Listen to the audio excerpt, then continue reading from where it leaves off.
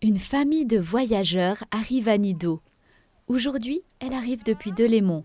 Mais elle a pédalé bien plus qu'une journée. Ça fait 11 ans que les Vaudois Céline, Xavier et leur fille traversent toutes sortes de paysages.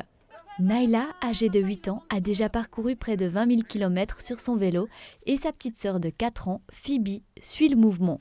La famille apprécie sa vie nomade pleine d'aventures et ne s'ennuie jamais.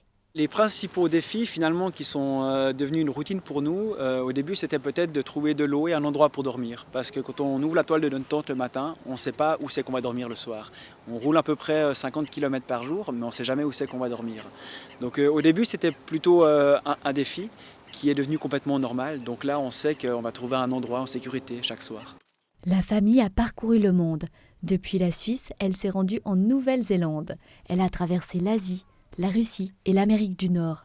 Elle a choisi de faire le maximum de kilomètres possible à vélo, ce qui demande une grande confiance. Ce qui symbolise notre vie, c'est vraiment une confiance, la confiance. Puis la confiance, c'est la confiance en les autres. C'est comme ça qu'on n'a jamais cadenassé nos vélos dans tous les pays où on a été. Mais c'est aussi la confiance en la vie, parce qu'il faut vraiment avoir confiance en la vie pour pouvoir vivre ce qu'on vit, pour pouvoir traverser les déserts qu'on a traversés, comme le désert de Gobi en Mongolie, avec notre fille qui avait tout juste une année, la plus petite avait tout juste une année. Xavier et Céline enseignent eux-mêmes à leurs enfants. Et en chemin, Naïla et Phoebe découvrent à quoi ressemble un grizzly en vrai et parlent toutes sortes de langues avec les gens qu'elles rencontrent. Le mode de vie de Lorenz Ramseyer est aussi basé sur la confiance. C'est un nomade digital. Ces 15 dernières années, il a traversé plus de 40 pays avec son ordinateur portable dans le sac.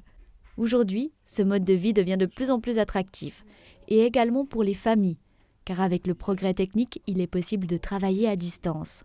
Il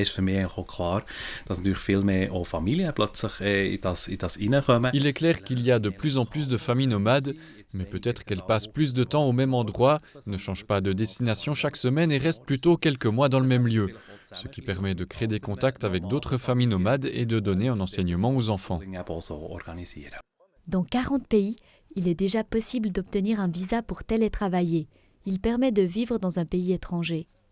La famille de nomades à vélo rencontrés gagne de l'argent en partageant son aventure en ligne et en vendant des livres photos.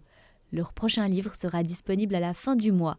Une fois sorti, ils repartiront pour l'aventure.